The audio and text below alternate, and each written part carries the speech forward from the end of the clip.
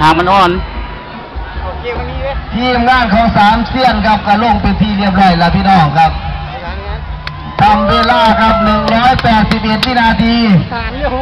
ไปใส่ผู้ปะครับบังไฟแสนเอาไปทีมงานสามเสี้ยนเวลาได้เบียดดูเที่ยวย่อยออกมาทางปีครับบังไฟครับบังไฟหมื่นบังไฟแสนล่ะพี่น้องล่ำตัวกับไปนึ่งแล้วครับออกจากฐานเร็วเกินไปครับบังไฟยังไงสีเขาต้องให้ตีฐานโดนแล้วพี่น้อง